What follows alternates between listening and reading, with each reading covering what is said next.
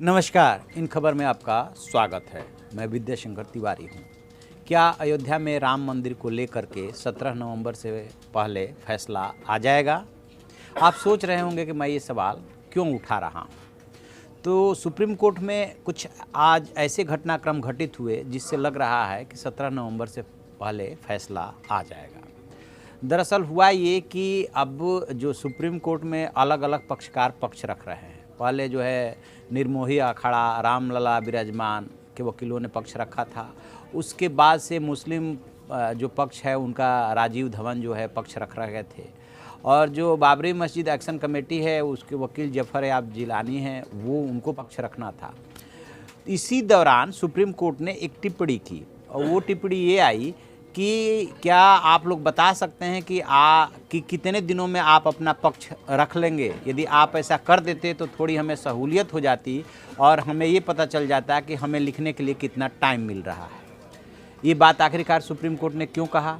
इसके पीछे कारण ये है कि जो सुप्रीम कोर्ट के CJI हैं, चीफ जस्टिस ऑफ इंडिया है रंजन गोगोई, वो 17 नवंबर को रिटायर हो रहे हैं। स्वाभाविक सी बात है कि जो बेंच को चेयर करता है और जो बेंच मामले को सुन रही होती है उसको ही फैसला देना होता है। सामान्य तौर पे ऐसा ही होता है जब तक कि एक्सेप्शनल सिचुएशन न हो, और उसी बीच में यदि कोई जज रिटायर हो जाता है तो फिर से बेंच गठित करनी पड़ती है।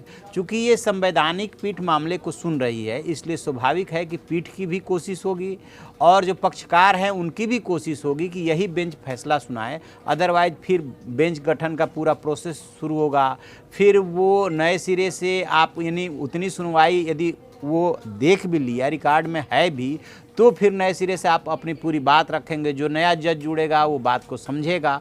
बहुत सारी कॉम्प्लिकेशंस बढ़ जाती है। चूँकि कानूनी दाव पेच का मसला है, इसलिए CJI ने शायद यही सोच करके बात कही कि आप लोग जल्दी अपना पक्ष रख लीजिए, क्योंकि चूँकि ये ऐतिहासिक मामला है। ऐसे मामले रोज़ रोज़ संविधान की पीठ के सामने नहीं आते हैं, इसलिए फैसला लिखने में भी टाइम लगेगा। क्योंकि जो पक्षकारों ने जो बातें बोली है और जो एविडेंस उपलब्ध कराए हैं उसको पढ़ना पड़ता है कि किसकी बात में कितना दम है। बहस सुन लिया वो एक बात है, और उसके बाद जब आप फैसला लिखते हैं तो उनकी बातों को रिकॉर्ड में लेकर के उसको एक तरह से कंफर्म करना कि हाँ इनकी बात में और इन्होंने जो डॉक्यूमेंट पेश किया है उसमें दोनों मैच कर रहे हैं और इनके बात में इतना दम है। क्योंकि लॉजिक के साथ जो है वर्डिक्ट लिखना होता है और उसमें फैसला देना होता है, तो उसमें भी टाइम लगना होता है।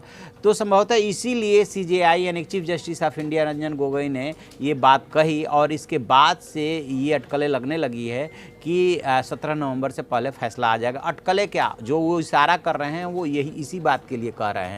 तो आज ठीक 17 जो है सितंबर है और 2 महीने का टाइम है। तब देखना ये है कि इस 2 महीने में कब ये पक्षकार अपनी बात ख़त्म करते हैं, और कम से कम 15 दिन से 1 महीना सुप्रीम कोर्ट को भी चाहिए अपना फैसला लिखने। 15 दिन तो चाहिए ही चाहिए ऐसे महत्वपूर्ण मामले में। एक बात और मैं बताऊं कि इसमें जो है मध्यस्थता की भी कोशिश हुई थी, और सुप्रीम कोर्ट ने ही जो है अपॉइंट किया था तीनों मध्यस्थों को, और वो जब कोशिश नाकाम हो गई उसके बाद से आज 25वां दिन था जब सुनवाई हो रही थी। इस बीच में जो 2 पक्षकार हैं निर्मोही अखाड़ा और वक्फ बोर्ड, उन्होंने अर्जी ये भी लगाई थी, अपनी बात ये भी कही थी कि फिर से वो मध्यस्थता के लिए तैयार हैं, यानी कि बातचीत से वो मसले को सुलझाना चाहते हैं।